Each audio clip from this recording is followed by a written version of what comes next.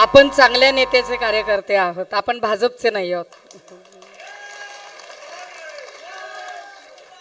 सन्मान आणि विचार मंचाच्या समोरील आपण सर्व सन्माननीय परिवर्तनाच्या लढ्यात ज्या ज्या महामानवांनी योगदान दिलं त्या सर्व महामानवांना, महानायिकांना विनम्र अभिवादन करत,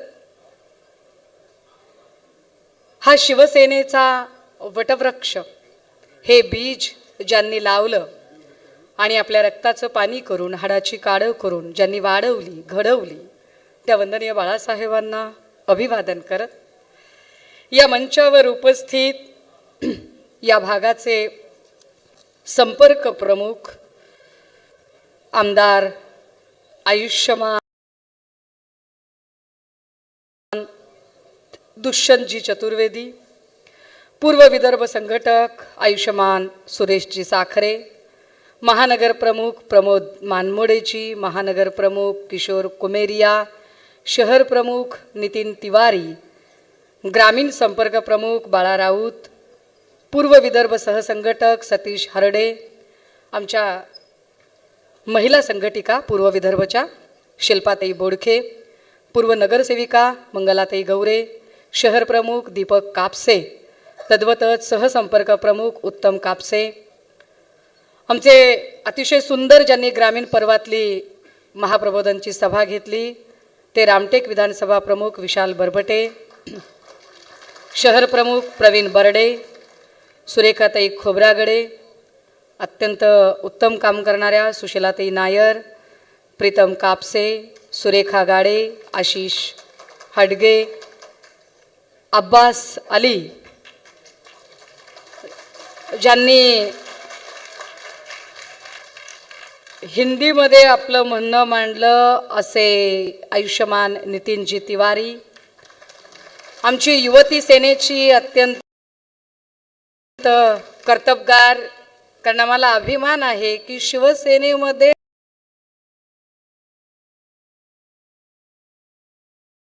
सगळ्या पिढीतले वक्ते आहेत, तोफा आहेत आमच्याकडे सगळ्या. आमची अपूर्वा पित्तलवार, सर्व डिजिटल आणि प्रिंट माध्यमांचे मान्यवर प्रतिनिधी आणि आपण सर्व भावांनो आणि बहिणींनो, महाप्रबोधन यात्रा पर्व 2ची ही उद्घाटकीय सभा आज होत आहे. महाप्रबोधन पर्व 1ला आपण प्रचंड उत्साहाने प्रतिसाद दिला, आशीर्वाद दिला. चांद्यापासून बांद्यापर्यंत ग्रामीण भागामध्ये महाप्रबोधन सभा गाजल्या. इलाका तुम्हारा और धमाका हमारा हे ब्रीद घेऊन आम्ही त्या मतदारसंघात गेलो. आम्ही कुणाच्या इलाक्यात घुसून बोललो. ती स्टाईल आहे आमची. आम्ही कपट कारस्थानं करणारे नाही आहोत, आम्ही कूटनीती करणारे नाही आहोत.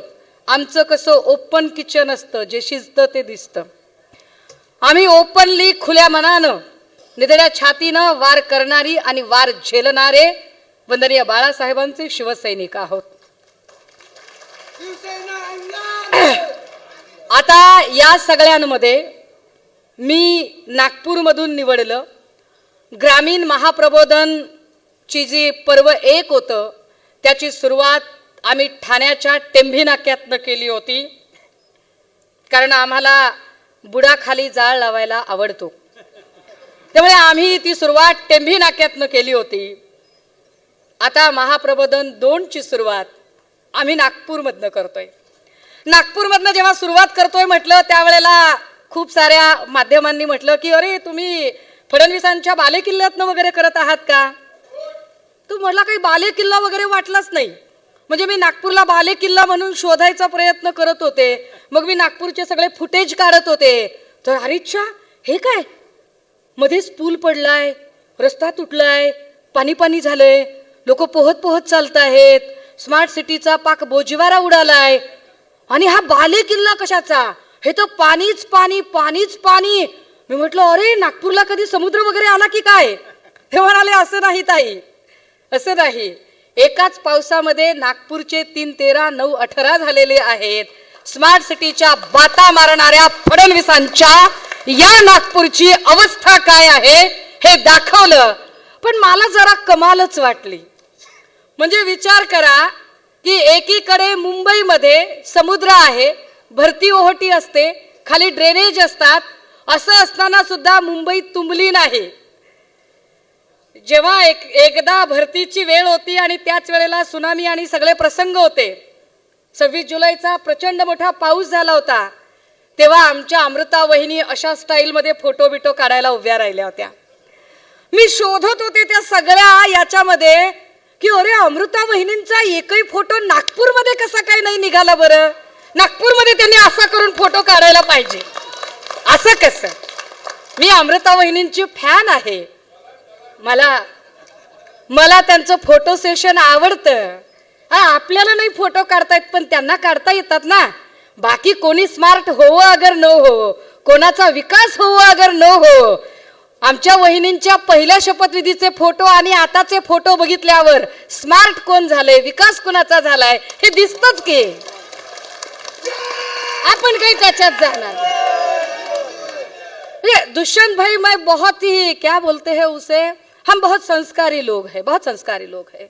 और हम हमारे संस्कार, हमारे जो पार्टी सुप्रीमो है उनके संस्कार, हमारे परिवार के संस्कार, इन सभी की चर्चा अगर की जाए तो हम उनके जैसे ना वैसे हम शब्द इस्तेमाल कर सकते हैं, ना उनकी जैसी औची हरकतें हम कर सकते हैं.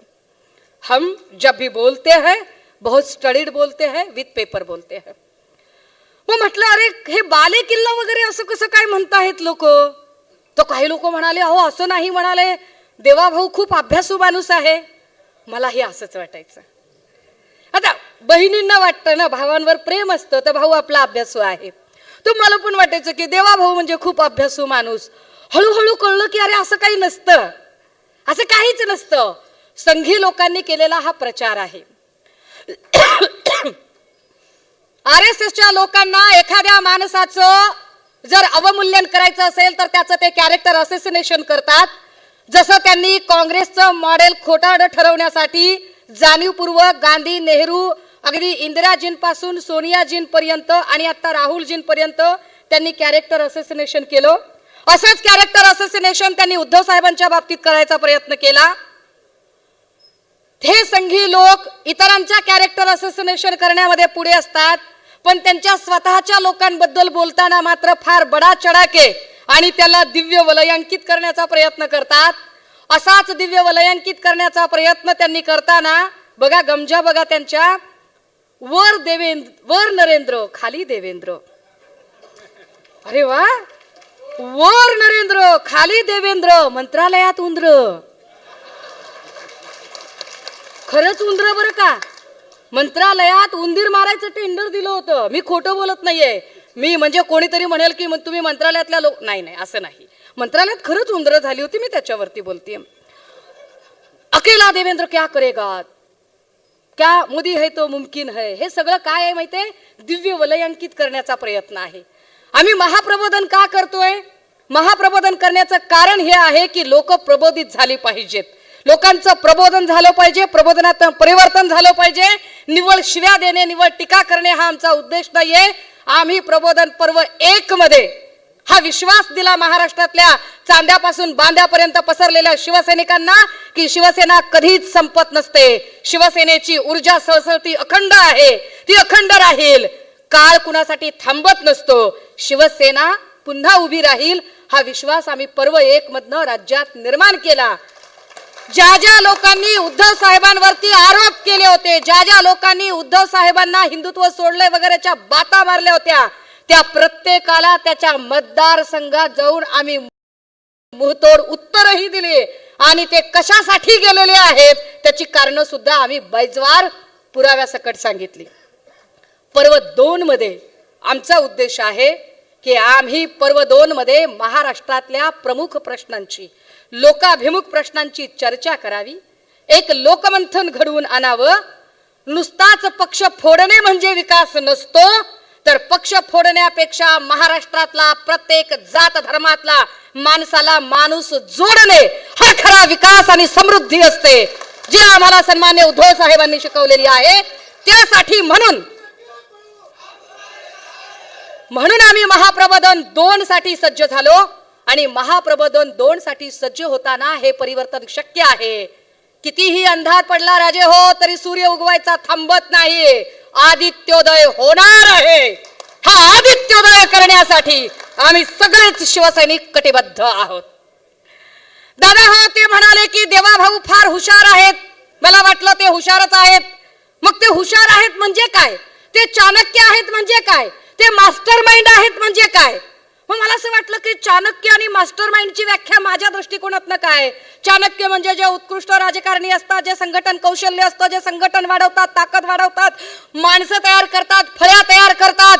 मग मी त्या क्रायटेरियामध्ये देवाभाऊंना बघायला लागले की खरंच तशी काही परिस्थिती आहे का? तर मला जरा विशेषच दिसलं हो सगळं. फारच विशेष वाटलं. तुम्ही विचार करा राजे हो. एकेकाळी म्हणण्यापेक्षा आजही दस्तूर खुद्द मोदी जी सांगतात की मैं पवार साहब का मार्गदर्शन लेता हूं. त्या आदरणीय पवार साहेबांचा मी विचार केला की पवार साहेबांनी किती नेते घडवले. तर पवार साहेबांनी किती नेते घडवले बाबा. तर वळसे पाटील पवार साहेबांनी घडवले, हसन मुश्रीफ पवार साहेबांनी घडवले, किंवा इकडे अनिल देशमुख पवार साहेबांनी घडवले. कितीतरी नेत्यांची नावं सांगता येतील. कितीतरी. प्रफुल्ल पटेल असतील, पवार साहेबांनी घडवले. मोहिते वगैरे हे सगळे पवार साहेबांनी घडवले. अगदी आत्ताचे उपमुख्यमंत्री अजित दादा कुणी घडवले? पवार साहेबांनी घडवले. वंदनीय बाळासाहेबांनी कुणाला घडवलं? अरे आढळराव पाटील असतील, बाळासाहेबांनी घडवले. अजून कोण होतं? चंद्रकांत खैरेजी असतील, बाळासाहेबांनी घडवले. संजय राऊत साहेब असतील, कुणी घडवले? बाळासाहेबांनी घडवले. उद्धव साहेब कुणी घडवले? बाळासाहेबांनी घडवले. कितीतरी नावं असतील की जी वंदनीय बाळासाहेबांनी घडवली. मग मी विचार करत होते देवाभाऊंनी कुणाला घडवलं? मला एकही नाव सापडत नव्हतं. देवेंद्र फडणवीसांनी कोणाला घडवले? देवेंद्र फडणवीसांनी कुणाला घडवले? कुणाला घडवले? मग नाव मी शोधायला लागले की अरे कोण आहे, कोण आहे का एखादा नाव? आणि एकही नाव माझ्या समोर दिसत नव्हतं. कारण आता देवेंद्र भाऊंच्या सोबत जी सगळी आहेत ती सगळी शिवसेनेने आणि काँग्रेसने आणि राष्ट्रवादीने घडवलेली माणसं आहेत. भाड्याने जमवलेली माणसं. भाजपा म्हणजे काय? भाड्याने जमवलेली पार्टी म्हणजे भाजपा. देवेंद्र भाऊ तुम्ही चाणक्य नाही आहात. चाणक्य नेते घडवत असतो, चाणक्य माणसं घडवत असतो. तुम्ही काय माणसं घडवली? तुम्ही एकही माणूस घडवला नाही. आणि देवेंद्र भाऊ जर तुम्हाला वाटत असेल ना, खैर मी अशा लोकांची नावही घेणं पसंत करत नाही, पण सदावर्ते, नितेश किंवा काय कंबोज किंवा अजून बरीचशी नावं आहेत अशी, हे काय नवनीत अक्का वगैरे, हे नेते नाही आहेत. देवेंद्र भाऊ ही तुमची बार्किंग टीम आहे. आणि त्यामुळे तुम्ही चाणक्य नाही आहात. तुमची इमेज चाणक्याची करण्याचा प्रयत्न भाजपाच्या लावारिस पेड ट्रोलर्सनी केला. पण तुमची इमेज चांद्यापासून बांद्यापर्यंत सबंध महाराष्ट्रात जी झाली ती पक्ष फोड्याची इमेज झाली. तुम्ही पक्ष फोडले, तुम्ही माणसं फोडली, तुम्ही महाराष्ट्र अस्थिर केला, महाराष्ट्राचं सरकार अस्थिर केलं. त्याचा परिणाम काय झाला राजेव माहितीये? लोकांच्या खुर्च्या गेल्या ते जाऊ दे. उद्धव साहेबांनी तर स्वतःहून राजीनामा दिला, सोडून द्या ते, आम्हाला सत्तेचं काहीच घेणं देणं नाही. पण सरकार अस्थिर झाल्यामुळे मोठ्या मोठ्या उद्योजकांना, सरकार अस्थिर असेल तर मोठमोठे इन्व्हेस्टर पैसे इन्व्हेस्ट करत नाहीत. पैसे इन्व्हेस्ट नाही झाले, उद्योगच नाही आले तर आमच्या लोकांना रोजगार कुठून मिळणार? हा रोजगार मिळणं फार गरजेचं होतं, पण तो नाही मिळाला. कारण एक एक एक एक उद्योग गुजरातला जायला लागला. लोक म्हणतील की ताई तुम्ही असं कसं काय म्हणताय? चाणक्य किमान जी एक गोष्ट बोलली ती खरी तरी करून दाखवत असेल. पण कुठली गोष्ट खरी करून दाखवली बरं? देवाभाऊ म्हणाले होते की वेगळा विदर्भ झाल्याशिवाय मी लग्नच करणार नाही. काय झालं बरं? म्हणजे अमृता वहिनींनाच हा प्रश्न विचारायला पाहिजे की वहिनी असं कसं काय केलं भाऊंनी? हा, विदर्भ वेगळा झाल्याशिवाय तुम्ही लग्नच करणार नव्हतात, मग काय झालं त्या प्रतिज्ञेचं, त्या शपथेचं? क्या हुआ तेरा वादा वो कसम वो इरादा. विचारलं पाहिजे की नाही? असो दादा, एक व्हिडिओ दाखवा की, एक व्हिडिओ दाखवा जरा. हा लावा. आवाज जरा फुल सोडा बाबा. हा. एनसीपीशी राष्ट्रवादी काँग्रेसची युती होणं शक्यच नाही. नाही नाही नाही. आपत धर्म नाही, शाश्वत धर्म नाही, कुठलाही धर्म नाही. एक वेळ रिकामे राहू, एक वेळ सत्तेशिवाय राहू. एक वेळ मला कोणीतरी विचारलं तुमचा विवाह होणार आहे का, मी म्हटलं अविवाहित राहणं पसंत करेन, पण राष्ट्रवादी सोबत जाणार नाही.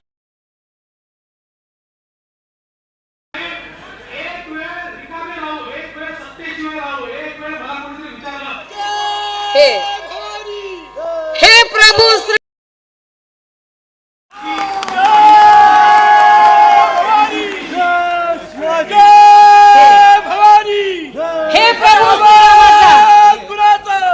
हे प्रभू श्रीरामाचा आदर्श सांगतात. अरे प्रभू श्रीराम सत्यवचनी होते असं सांगितलं जात होतं. तुम्ही काय खरं वागताय? राष्ट्रवादीशी युती नाही नाही नाही म्हणणाऱ्यांनी 2 वेळा पट्ट संध्याकाळी किती वेळा शपथविधी केला? अरे 72 तासामध्ये घुमजाव केला तुम्ही. 72 तासाच्या आधी 70,000 कोटीचा सिंचन घोटाळ्याचा आरोप ज्यांच्यावर केला त्यांच्यासोबत 72 तासानंतर तुम्ही गले मिल जाओ कार्यक्रम केला. तुम्ही आम्हाला सांगता म्हणजे देवाभाऊ कोणत्या गोष्टी पाळतात बरं? जाऊ दे, हे जाऊ दे. मी म्हटलं ना की मला लोकाभिमुख प्रश्नांवरती बोलायला आवडतं. लोकांचे प्रश्न जास्त महत्वाचे आहेत. राजे हो, कोविडच्या काळात आरोग्य यंत्रणा कोलमडली होती. या यंत्रणेमध्ये अनेक लोकांनी काम केलं. त्यात असा एक वर्ग होता की ज्या वर्गाने प्रचंड जीव तोडून, जीव धोक्यात घालून काम केलं, जे होते कंत्राटी कामगार. हे सगळे आरोग्य खात्याचे कंत्राटी कामगार. या आरोग्य खात्याच्या कंत्राटी कामगारांच्या सोबत जेव्हा यांचे आंदोलनं चाललेली होती, सरकार आपलं होतं. आणि त्यावेळेला नाही, आपल्याही सरकारच्या आधी म्हणजे उद्धव साहेब मुख्यमंत्री असण्याच्याही आधी त्यावेळेला एक मोर्चा निघाला कंत्राटी कामगारांचा, ज्यामध्ये 10 वर्षापेक्षा अधिक सेवा देणाऱ्या कर्मचारी वर्गास नियमित सेवा कर्मचाऱ्यांचा दर्जा आणि वेतन श्रेणी उपलब्ध करून द्यावी यासाठी आरोग्य कर्मचारी हे आंदोलन करत होते. त्यात देवेंद्रजी भाषण करायला गेले आणि त्यांच्यासोबत सगळे होते बरं का. भाषण काय केलं? दादा जरा दाखवा एकदा लोकांना. ही संख्या पाहिल्यानंतर या सरकारला निश्चितपणे जाग येईल आणि त्यांना जर जाग आली नाही तर जागवण्याकरता आम्ही आहोत. तर हे सरकार घेतलेलं आहे आणि या सरकारला सुधारित मारल्याशिवाय जाग येत नाही याची आम्हाला कल्पना आहे. खरं म्हणजे एका सुधीर भाऊ, नाथा भाऊ आणि विनोदजी यांनी प्रश्न हातामध्ये घेतला की तो प्रश्न तरी सुटतो, त्याचं सरकार तरी बदलतं. आता हेच पाहिजे. काय म्हणतायत देवेंद्रजी की आम्ही प्रश्न हातात घेतला की प्रश्न तरी सुटतो, नाहीतर सरकार तरी पडतं. नालायक वगैरे शब्द वापरले, शिव्या दिल्या, संस्काराप्रमाणे बोलत राहिले. मुख्यमंत्र्यांना नालायक वगैरे म्हणण्यापर्यंत हिंमत गेली. हे सगळी भाषा त्यांनी वापरली. या मोर्चातलं हे 3-4 मिनिटाचं भाषण आहे.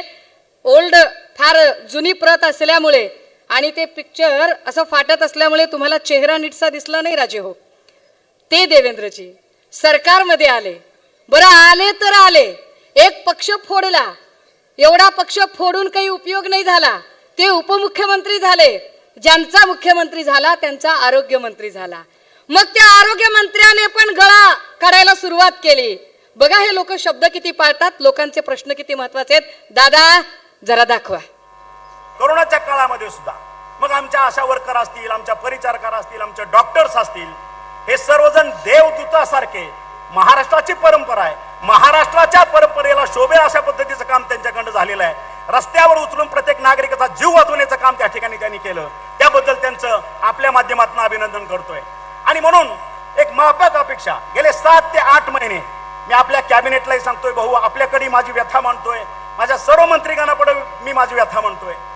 ह्या लोकांचं कुठंतरी ह्या लोकांचं भलं करायचं आहे. तानाजीरावांना कुणाचं भलं करायचंय? कंत्राटी कामगारांचं भलं करायचंय. जाहीर सभेत सांगताहेत. आत्ताचं सरकार आहे, 4-6 महिन्याखालचं हे भाषण आहे. याच्यात अजून एक आहे माझ्याकडे व्हिडिओ, पण आता माझ्याकडे वेळ कमी आहे म्हणून तो दाखवत नाही. जो विधानसभेच्या पटलावरती प्रश्न विचारल्यानंतर त्याला उत्तर देताना त्यांनी उत्तर देतानाही सांगितलंय की आम्ही कंत्राटी कामगारांना कायम करणार आहोत. घोडं कुठं अडलं, माशी कुठे शिंकली? जर तुमच्याकडे वाया सुरत गुवाहाटी करायला पैसे येऊ शकतात, खोक्यांचं वाटप करायला पैसे येऊ शकतात, शासन आपल्या दारीच्या नावाखाली मोठमोठे इव्हेंट करायला पैसे येऊ शकतात, वेगवेगळ्या न्यूज पेपरला स्वतःची मिरवून घेण्यासाठी जॅकेट कव्हरच्या जाहिराती करायला पैसे येऊ शकतात, तर या कोविडच्याही काळात जीव धोक्यात घालून राबणाऱ्या या सगळ्या कंत्राटी आरोग्य कर्मचाऱ्यांना परमनंट करताना काय प्रॉब्लेम आहे हे एकदा त्यांनी सांगितलं पाहिजे. का ते त्याच्यावर बोलत नाही? हा लोकांचा प्रश्न आहे, लोकांसाठीचा प्रश्न आहे, पण त्यावर ते बोलतच नाहीत. दादा जरा पुढचा फोटो एक जरा दाखवा लोकांना. हा एक फोटो आहे, हे पत्र आहे स्वतः देवेंद्रजींचं. शक्य झालं तर झूम करा त्याला थोडं. हे देवेंद्रजींनी लिहिलेलं पत्र आहे. पत्र कधी लिहिलंय माहितीये तुम्हाला? मी पुराव्याशिवाय काहीच बोलत नाही. हे पत्र 21 डिसेंबर 2020 ला लिहिलंय. या पत्रावर त्यांनी पुढे एक पाठपुरावा करणारा पत्र आता माझ्याकडे नाहीये, जे त्यांनी जून 21 ला पण लिहिलेलं पत्र आहे, 21-22 ला लिहिलेलं पत्र आहे.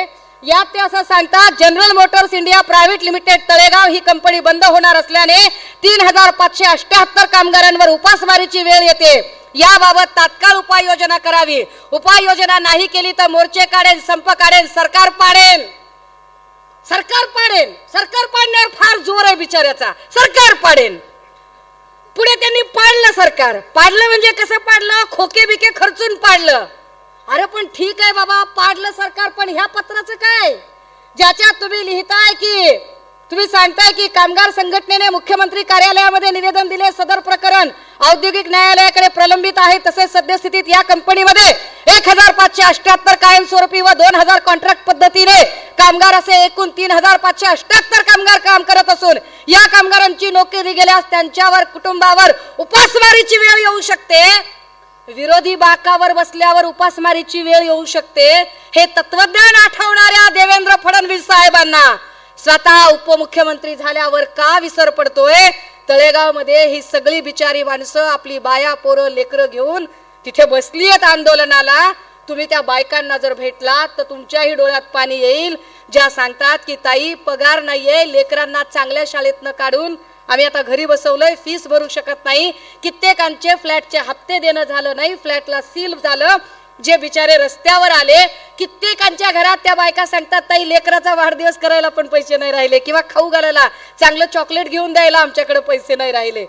ही इतकी वाईट अवस्था मात्र आता ते अजिबात बघत नाही. थोडक्यात काय, महाराष्ट्राच्या जनतेच्या हे लक्षात आलं पाहिजे की देवेंद्रजी फक्त आणि फक्त विरोधी बाकावर असल्यावर महाराष्ट्र अस्वस्थ ठेवण्यासाठी, महाराष्ट्र अशांत ठेवण्यासाठी वेगवेगळ्या प्रकारे काम करत राहतात. आणि महाराष्ट्र अस्वस्थ आणि अशांत ठेवताना ते वेगवेगळ्या टीमला कामाला लावतात आणि मग त्यांच्या टीम फार काम करतात. गुणरत्न सदावर्ते सारखा एखादा माणूस त्यांच्यासाठी काम करतो आणि काम करताना म्हणतो, जो पवार साहेबांचा उल्लेख वयोवृद्ध पुढारी असा करतो आणि देवेंद्रजींचा उल्लेख श्रद्धेय असा करतो, यातच त्याला सुपारी कुणाची मिळाली हे कळतं. ही सगळीच्या सगळी जी टीम आहे, राजे हो तुम्ही विचार करा, हे फार स्वच्छतेच्या बाता मारत होते, फार मोठमोठ्या गप्पा मारत होते. या गप्पा मारणाऱ्या लोकांनी ज्यांच्यावर भ्रष्टाचाराचे आरोप केले, ईडीचे आरोप केले, त्या प्रत्येकाला नंतर सत्तेमध्ये सामावून घेतलं. देवेंद्र फडणवीस साहेबांना या इलेक्शन मध्ये महाराष्ट्राच्या जनतेने प्रश्न विचारावे लागतील की देवेंद्रजी तुम्ही ज्या ज्या लोकांवर आरोप केले ते सगळे आता तुमच्याच सोबत आहेत. त्यांच्यातल्याच एका आक्रस्ताळ्या बाईने संजय राठोडांना कशा कशाने मारण्याची भाषा केली, ते संजय राठोड आता त्यांच्याच पंक्तीला मंत्री म्हणून बसतात. आता त्याच्यावर ते काहीच बोलत नाहीत. ज्येष्ठ स्वच्छता दूत किरीट भाऊ आता त्यांचा व्हिडिओ बाहेर आल्याने जरा शांत आहेत. ते ह्या माणसाने कुणाकुणावर आरोप केले आणि कुणाच्या सांगण्यावरून केले? देवेंद्रजी ज्या पद्धतीने या वेगळ्या वेगळ्या लोकांवरती काम करतात आणि या लोकांना कामाला लावतात, ह्या सगळ्यांमध्ये एक गोष्ट महत्वाची आहे राजे हो, की ही सगळीच्या सगळी माणसं, बरं ह्याच्यातला कुणीही बोलला, जर देवेंद्रजींना कुणी प्रश्न विचारले तर देवेंद्रजी लगेचच त्याला धमक्या द्यायला लागतात. काल एक धमकी त्यांनी दिली, ऑन इयर धमकी दिली आणि ते म्हणाले मी बोलणाऱ्यांची तोंड बंद करेन. म्हणजे ड्रग्जवर कुणीच बोलायचं नाही, MD सारख्या केमिकलवर कुणीही बोलायचं नाही. गेली इतक्या महिन्यांपासून ड्रग्जचे एवढे सगळे कारखाने दिसत आहेत, यावर कुणीच बोलायचं नाही. ललित पाटील कसा पळाला, कुठून पळून गेला, यावर एकही प्रश्न विचारायचा नाही. राज्यात सगळीकडे एवढा क्राईम वाढलाय, त्या क्राईम वर बोलायचं नाही. कशावरच बोलायचं नाही. इतक्यापर्यंत दहशत देवेंद्र फडणवीस साहेबांची की अगदी 2 दिवसापूर्वी याच नागपूरमध्ये DCP झोनचा अधिकारी असणारे राहुल मदने, या राहुल मदने साहेबांची कॉलर पकडण्यापर्यंत, काय तो पुष्कर पोशी शेट्टीवा, DCP झोनच्या अधिकाऱ्याची कॉलर पकडण्यापर्यंत भाजपच्या पदाधिकाऱ्याची मजल जाते. देवगिरीच्या बंगल्यावर ही सगळी दादागिरी आणि मुजोरी चालू असते आणि देवेंद्रजी त्याच्यावर चकार शब्दाने बोलत नाहीत. म्हणजे कुठली गोष्ट अधोरेखित करायची आणि कुठली इग्नोर करायची हे संघी ट्युशन त्यांना पक्की मिळालेली आहे. देवेंद्रजी एरवी खुट्ट झालं तरी काही बोलायला तयार होतात, परंतु जे जे त्यांच्या विरोधात काही कुणी प्रश्न विचारतो त्याचं ते काय हाल करतात. सतीश उके माहिती असेल नागपुरातल्या लोकांना, काय सतीश उकेची चूक होती. एक वकील माणूस, वेगवेगळ्या प्रश्नांवर काम करणारा माणूस, सतीश उकेने फक्त आणि फक्त एक प्रश्न विचारला होता की साहेब तुम्ही 2009ला जो काही निवडणुकीचा अर्ज भरला, 9ला 14 जो अर्ज भरला, याच्यामध्ये तुम्ही चुकीची माहिती भरली आहे, तुम्ही शपथपत्र चुकीचं दिलंय. काय त्या बिचाऱ्याला अडकवला, काय पद्धतीने अडकवलं सतीश उकेला. 500-700 स्क्वेअर फीटचं महज घर त्याचं, स्लम एरियातलं घर त्याचं, पण 700 स्क्वेअर फीटच्या घरामध्ये 50 ईडीचे अधिकारी येऊन बसतात. 50 ईडीचे अधिकारी सूड उगवल्यासारखे त्याच्याशी वागतात. आणि कशासाठी सापडणार तर काहीच नव्हतं, पण त्याचाच लॅपटॉप हस्तगत करून त्याच्याच लॅपटॉप मध्ये काही काही गोष्टी भरायच्या आणि त्यालाच चुकीचं ठरवायचं. असंच तर मागे काही पत्रकारांना केलं, न्यूज क्लिकशी संबंध जोडले, चायनाचं फंडिंग सांगितलं आणि त्याही लोकांना मग त्यांच्यावर ही अटकेची टांगती तलवार केली. म्हणजे एकीकडे तुम्ही पत्रकारांनी जर सत्य मांडलं तर पत्रकारांना तुम्ही चायना फंडिंगच्या नावाखाली उचलता. सामाजिक कार्यकर्ते कुणी बोलायला लागले, त्या बोलताना त्याचं बायफर्केशन करता. दलित बोलायला लागला तर त्याला नक्सलाईट करार देता. मुसलमान बोलायला लागला तर त्याला दहशतवादी ठरवता. अजून कुणी बोलायला लागला तर त्याला ईडी CBIच्या फेऱ्यात अडकवता. काहीच नाही सापडलं. सुषमा अंधारेसारखी एखादी की जिचं काहीच बॅगेजच नाहीये, ती कशातच नाही सापडली, तर तिच्यावर व्यक्तिगत हल्ले करायला बघता. काय देवेंद्र भाऊ, याला राजकारण म्हणत नाहीत. राजकारण करायचं असेल तर निवडणुकींना सामोरे जाऊन तिथे दाखवला पाहिजे. आ देखे जरा किसमे है कितना दम. निवडणूक घेऊन दाखवा. तुम्ही निवडणुकीच्या माध्यमातून तुमची ताकद दाखवा, काय तुमची ताकद आहे ती. पण तुम्ही रडीचे डाव कशासाठी खेळता. जरा कुणी बोलायला लागला की लगेच त्याला नोटिसा येतात. रोहित पवार यांना नोटीस बरोबर आत्ताच येते, परंतु मुश्रीफ साहेबांना लगेच क्लीन चिट मिळते. काय प्रकार आहे हा. त्यांच्याच पक्षातल्या एक नेत्या त्यांच्यापासून जरा वेगळा विचार मांडताहेत म्हटल्यावर बघा, हा अख्ख्या महाराष्ट्रातल्या सगळ्या साखर कारखान्यांचा GST माफ होतो, पण त्यातनं नेमका पंकजा मुंडेंचा कारखाना वगळला जातो. काय गमतीचं राजकारण आहे, किती सुडाचं राजकारण आहे. देवेंद्र भाऊंनी एवढं सगळं केलं, पण फडणवीस साहेब तरीही तुम्हाला मुख्यमंत्री पदाची खुर्ची मिळाली नाही. आणि फडणवीस साहेब, मी लहान माणूस आहे. लहान कशा अर्थाने माहितीये, पैशाने हो, निष्ठेने मी तुमच्यापेक्षा फार वर चढ आहे, फार वर चढ आहे. तत्वाने पण मी फार वर चढ आहे.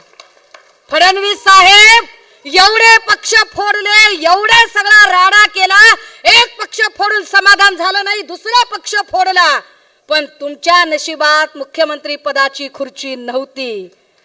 फडणवीस साहेब, तुमच्या नशिबात मुख्यमंत्री पदाची खुर्ची नाही. तुम्ही कितीही ठरवा, 2024 ला तुम्ही मुख्यमंत्री होणार नाहीत. ही महाप्रबोधन यात्रा हा संकल्प उराशी घेऊन आहे.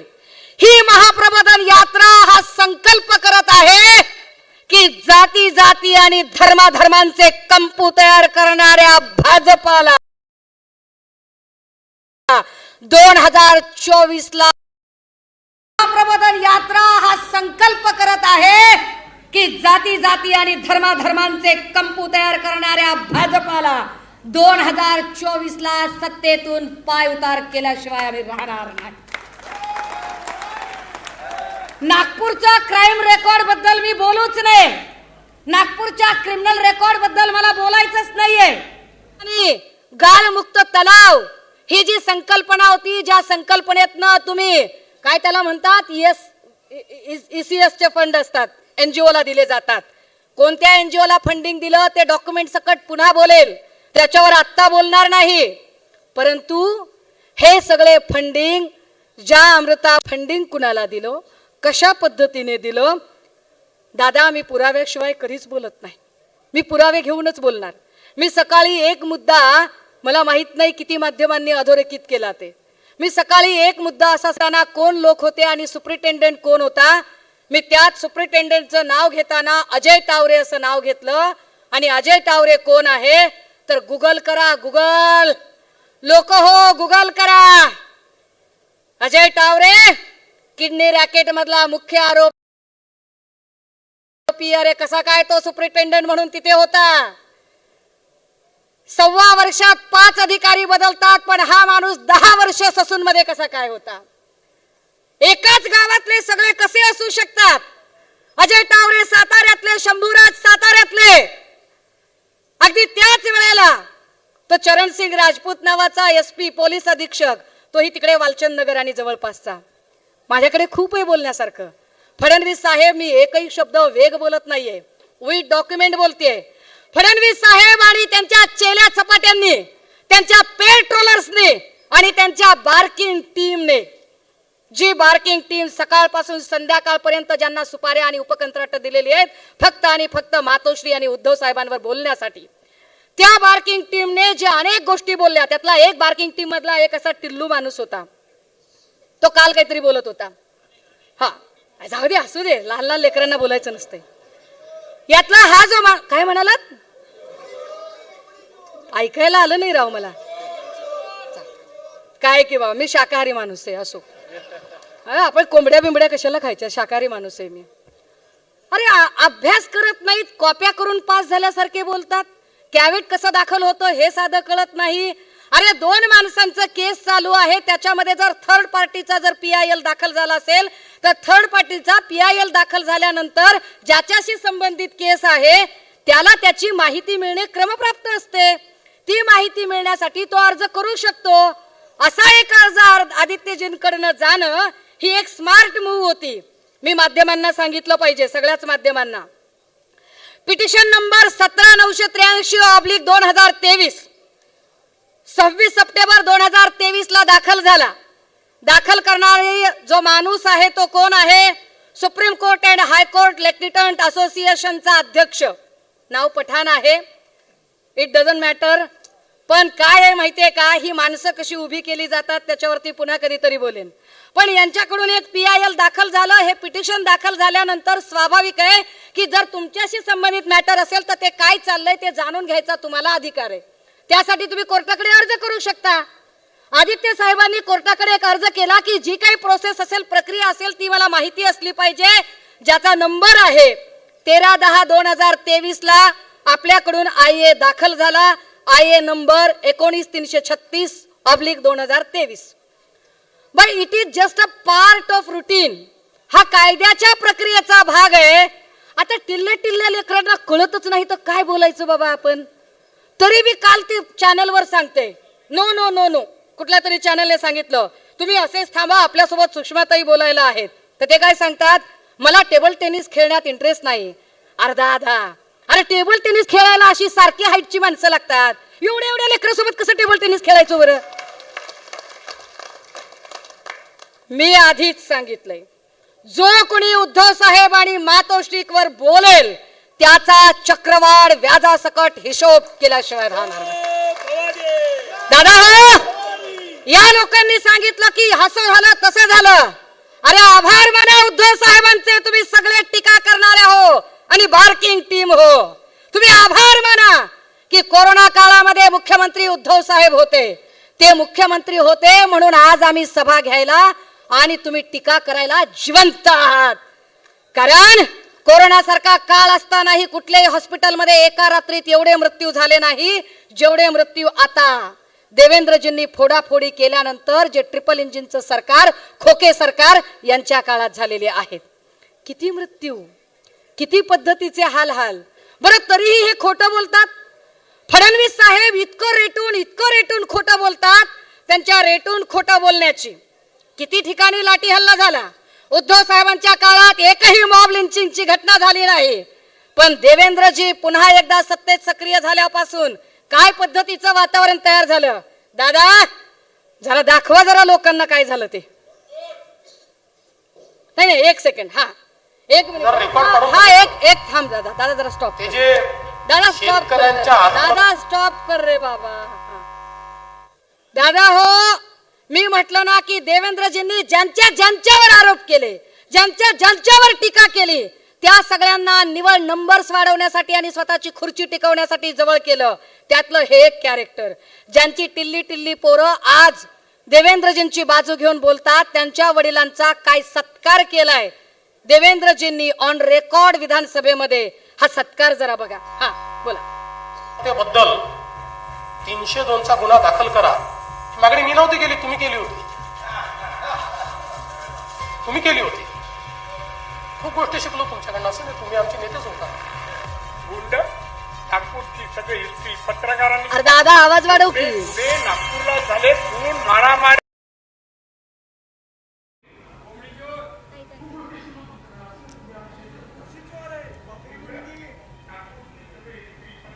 अरे दादा आवाज वाढव की.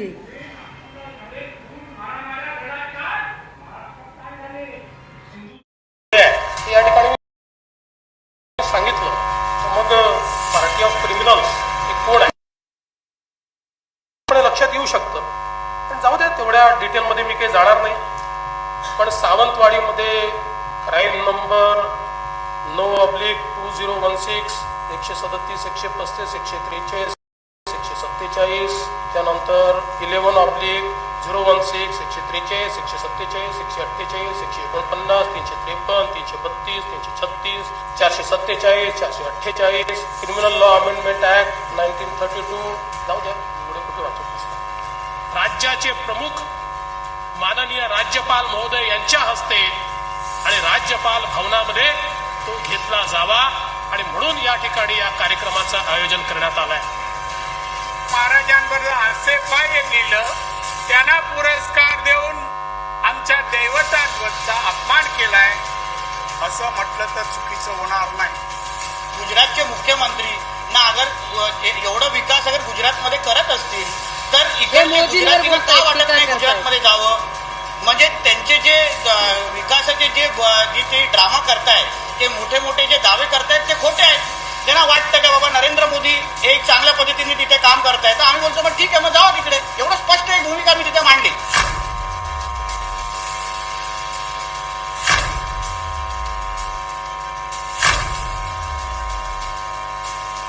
सावरकरांच्या भूमिकेवर प्रश्न विचारतात, त्यांचे सावरकरांच्या बद्दल काय त्याचे विचार होते ते ट्विट आम्ही तुम्हाला दाखवलं. जे आता आम्हाला भाजप आणि RSS ची फार गौरव गरिमा आणि महिमा सांगतात, महिमा मंडन करतात, त्यांचे RSS आणि भाजप बद्दल काय विचार होते. जे आम्हाला शहाणपण सांगतात आणि सांगतात की आम्ही कसे ग्रेट आहोत आणि देवेंद्र भाऊ कसे ग्रेट आहेत, त्या देवेंद्र भाऊंबद्दल यांची काय मतं होती ती मतं जरा तुम्हाला, आणि विशेषतः फडणवीसांनी यांची काय इज्जत काढली होती हे पण एकदा तुम्हाला सांगितलं पाहिजे. म्हणून हे सांगितलं. दादा तुम्ही आवाज जरा वाढवाल, तुम्ही कंजूशी करणार नाहीत आणि खालते पण जरा आवाज वाढवतील. यांनी सांगितलं की आम्ही खरे चांगलं सरकार चालवणारे आहोत. सरकार उद्धव साहेबांना चालवता येत नव्हतं, आम्हाला चालवता येत होतं. दादा हो, उद्धव साहेबांच्या काळात एकही मॉब लिंचिंगची घटना झाली नाही किंवा कुठेही लाठी हल्ला झाला नाही. कोरोना सारख्या काळात सुद्धा कुटुंब प्रमुख म्हणून त्यांनी प्रेमाने प्रत्येकाला येऊन समजावून सांगितलं. जे साहेबांनी एका ठिकाणी बसून काम केलं ते यांच्याकडून ह्याचं दार त्याचं दार बाई माझ्या तोंडात मार करून जमलं नाही. यांनी काय पद्धतीचं काम केलं? ए दादा सांग रे बाबा एकदा. महाराष्ट्राचं भलं करण्यासाठी 2-2 पक्ष फोडणाऱ्या फडणवीस साहेबांनी महाराष्ट्राचं काय भलं केलं पहा. बारसूमध्ये लाठीचार्ज झालाच नाही असं रेटून खोटं बोलणाऱ्या फडणवीसांचा हा व्हिडिओ कोणीतरी दाखवा.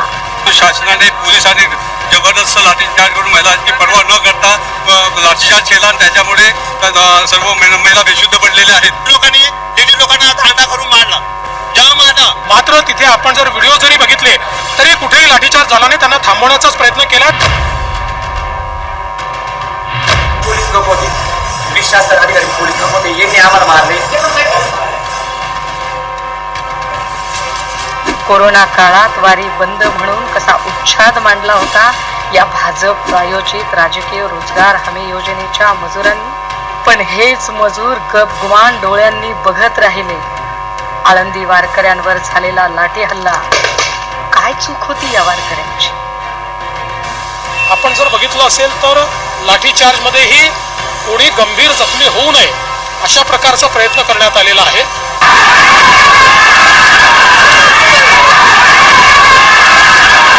आम्ही फक्त आरक्षण मागितलं तर एखादं 2 दिवस झालं असतं. तुम्ही गोळ्या घालण्याचं आम्हाला कारण काय? पुऱ्यांचे डोके फोडले साहेब, टोटल लोकांच्या मातामौली सुद्धा डोके फोडले. असा अंतरवली सराटीमध्ये मराठा आरक्षणासाठी अत्यंत शांततेच्या मार्गाने आंदोलन करणाऱ्या आंदोलकांवर लाठी हल्ला करण्याचा आदेश कुणी दिला? फडणवीस साहेब, देवेंद्र फडणवीसची. पाहताय ना तुमच्याच कारकिर्दीमध्ये काय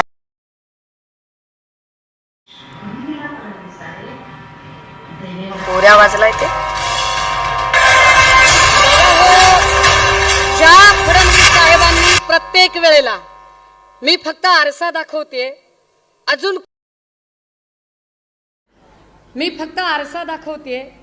अजून खूप लिटरेचर 40 सभांमधून येईल, अजून खूप गोष्टी बाहेर येतील. आज उद्घाटकीय सभा आहे. फक्त आणि फक्त मला फडणवीस साहेबांचा खोटारडा चेहरा काय आहे तो नागपूरकरांना दाखवायचा होता.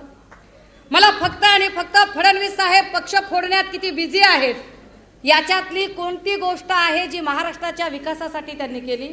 महाराष्ट्राचा विकास त्यांनी कोणत्या पद्धतीने केला? काय महाराष्ट्रातली महागाई कमी झाली का? काय इथल्या बेरोजगारांना रोजगार मिळाले की इथे नवीन नोकऱ्या मिळाल्या? इथल्या परीक्षा पद्धतीमध्ये किती वेळा पेपर फुटला आणि किती वेळा पोरांनी परीक्षा फीस भरली याच्यावर पुन्हा कधीतरी बोलेन. पण हे सगळं चालू असताना आत्ता महाराष्ट्राची तरुणाई एका वेगळ्या गोष्टीत अडकली आहे. दादा हो, तुम्ही विचार करा. फक्त हवेतला आरोप IQ माहिती. परमबीर सिंग माफीचा साक्षीदार होऊन एक IQ माहिती सांगतो आणि त्या IQ माहितीवर नुसता वसुलीचा आरोप म्हणून ते अनिल देशमुखांचा राजीनामा घेतात. परंतु आम्ही एवढे पेपरच्या पेपर दाखवतोय रोज, तरीही फडणवीस एकाही मंत्र्यांचा राजीनामा घेत नाहीत. ना ते आरोग्य मंत्री तानाजी सावंतांचा राजीनामा मागतात, ना ते शंभूराज देसाईचा राजीनामा घेऊ शकतात, ना ते दादा भुसेचा राजीनामा घेऊ शकतात. वरून ते असं म्हणतात की सुषमा अंधारे तुम्ही बोलताय कशाच्या आधारावर? मी सकाळी सांगितलं आणि आत्ताही सांगते, जर प्रश्न आरोग्य खात्याशी संबंधित असेल, त्यांच्यातली एक चित्रविचित्र बाई बोलली. ती चित्रविचित्र बाई बोलताना आपल्या फडणवीसांना वाचवण्यासाठी, आपल्या अलमपणाची भाटगिरी करण्यासाठी ती असं म्हणाली की त्या बायका गोळ्या औषधच खात नव्हत्या. दादा हो, जे मृत्यू नांदेडमध्ये झाले ना, नांदेडमध्ये 3 मृत्यू फक्त प्रसूती गुंतागुंतचे होते, बाळबाळंतीन. 12 मृत्यू जे होते ते ऑक्सिजन वाचून तडफडून मेले होते. अजून 2 मृत्यू होते जे सर्पदंशाचे होते. त्यातले 4 मृत्यू होते ते ऍक्सिडेंट ट्रॉमाचे होते. 3 मृत्यूबद्दल एक वेळ तुमची कदाचित युक्तिवाद चालूही शकेल, पण बाकीच्यांचं काय? हाफकिन इन्स्टिट्यूटचं मागच्या वर्षभरातलं 226 कोटीचं देयक बिल दिलंच नाही आणि वरून तानाजी सावंत असं सांगतात की ही माझी जबाबदारी नाही, कळवा ठाणे हे माझ्या हद्दीत येत नाही, ते मनपाचं रुग्णालय आहे. अरे देवेंद्र फडणवीसांनी जर कूटनीती करून इथल्या सगळ्या महापालिका बरखास्त करून टाकल्या. मुंबईमध्ये ज्या वेळेला तुंबतं त्यावेळेला ती चूक सगळीच्या सगळी उद्धव साहेबांची असते आणि इथे चूक कुणाची तर म्हणे महापालिका प्रशासनाची. नागपूर तुंबल्यावर चूक महापालिका प्रशासनाची कशी काय? महापालिकेत नगरसेवक आहेतच नाही, तुम्ही बरखास्त करून टाकली सगळी महापालिका. जर तुम्ही महापालिका बरखास्त करून टाकली तर जबाबदारी संपूर्णतः सरकारची येते. काय केलं सरकारने? जर तुम्ही तिकडच्या महापालिका सगळ्या बरखास्त केल्या तर महापालिकेच्या अधीन येणारे हॉस्पिटल आणि त्यात झालेले मृत्यू ही सुद्धा जबाबदारी मुख्यमंत्री आणि उपमुख्यमंत्र्यांची येते. पण हे लोकांना समजावूनच सांगितलं जात नाही. महाप्रबोधन यात्रा हे लोकांना समजावून सांगण्यासाठी असेल. महाप्रबोधन यात्रेतनं या प्रत्येक गोष्टीचा पर्दाफाश केला जाईल. आजच्या दिवशी आम्ही फक्त आणि फक्त तोंडओळख प्रश्नांची करून दिली. उद्यापासून या प्रत्येक गोष्टीचा, ज्याला म्हणतात ना काय ते फटाके बिटाके ते लावणं, मला फटाके आणि बॉम्बची भाषा काहीच वापरायची नाही. मी अत्यंत शांततेच्या मार्गाने आणि संविधानिक चौकटीतली कार्यकर्ती आहे. त्यामुळे महाराष्ट्राच्या हिताचं, महाराष्ट्राच्या लोकांचे असे कष्टाचे पैसे, ज्यांनी लाईट बिल भरलंय, ज्यांनी नळाची पाणीपट्टी भरलेली आहे, ज्यांनी घरपट्टी भरलेली आहे, ज्यांनी टॅक्स दिलेला आहे, ज्यांनी रोड टॅक्स दिलेला आहे, त्या प्रत्येकाच्या प्रश्नावर, त्या प्रत्येकाच्या पैचा हिशोब महाप्रबोधन यात्रेतनं मागितला जाईल. आजच्या दिवशी पहिल्या एपिसोडमध्ये हे बोलताना मला कुणाच्याही भावना दुखावायच्या नव्हत्या, पण तरी सुद्धा माझ्या बोलण्यामुळे जर कुणालाही राग आला असेल, कुणालाही वाईट वाटलं असेल, कुणाचाही चुकून माकून उपमर्द झाला असेल, चुकून कुणाचाही जर काही भावना दुखावल्या गेल्या असतील तर अशा सगळ्यांचे, ह्यातल्या एकाचीही मी माफी अजिबात मागणार नाही. मी माझ्या प्रत्येक शब्दावर ठाम राहत, कारण वंदनीय बाळासाहेबांचा एवढा एक गुण निश्चित मी फॉलो करते की माझा शब्द म्हणजे बंदुकीतली गोळी. एकदा गेली शोधत बसत नाही इकडे पडली का तिकडे पडली. दादा हो, पहिला एपिसोड देवेंद्र फडणवीसांच्या नावाने क्रमशः, कारण दुसरा एपिसोड घेऊन मी अजून विदर्भात येणार आहे.